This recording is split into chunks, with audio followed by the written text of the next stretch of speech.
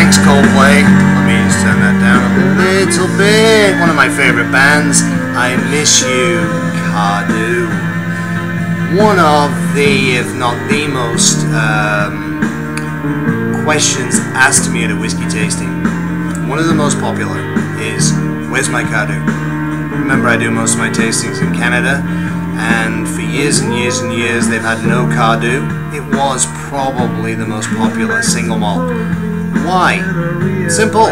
It was in my Whiskey Today book that I produced in 2006, and you can buy it online at whiskyace.com. I'll sign it, send it to you direct. The pesky Spaniards.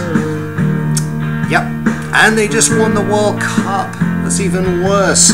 But those Spaniards decided there's nothing wrong with a single malt in a Coke. The purists went, can you imagine a single malt in a Coke? Why not? I mean, after all, that's what I was saying about why not? I mean, gin and tonic, don't we ask sometimes for a premium brand in our gin and tonic? Nothing wrong with that. However, the most important reason is Johnnie Walker, red, all the new colours that they do, black in particular. Cardhu is the #1 single component. So yeah, Johnnie Walker Red, I don't know what the ratio is, but there's definitely a lot of Cardhu in there. But Johnnie Walker Black, which is becoming very popular, lots and lots of Cardhu. I'm going to give you some stats and turn Coldplay down, even though I love them so much. Yeah, so one source says 130 million bottles of Johnnie Walker Red sold every year globally. Now I think in my book 4 years ago I said 7 million cases times 12, 84. It's huge. So even if Cardhu is only a small component in Johnnie Walker Red, it's still huge. But the black has a much bigger component of Cardhu, and I guess there you go. So what's the other reason today besides the fact that I miss my Cardhu and I want to tell people that it's going to come back, but maybe slightly in the US, but definitely I haven't heard anything in Canada, is lots and lots of amazing single malts that you may have had when you were in Scotland or the UK you can't find in the country that you live in. And that's because, let me just, I know this already, it's 80%, yeah, 80% of all single malts go into a blend.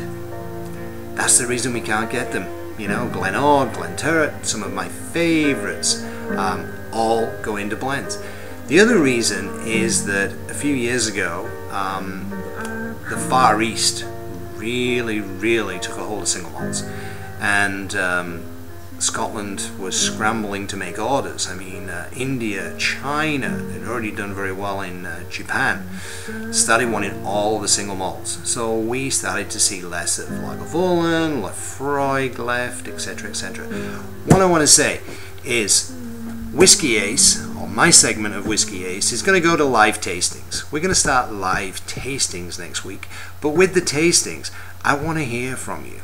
So if you are in a country that cannot get a single malt that you used to love, you're scratching your heads, why not, it's a great malt, I want you to drop me a line, please, because I can tell you, at least I can tell you what blend it may be in, or whether it's just the demand of certain countries, but I can find out, and maybe I can give you an answer.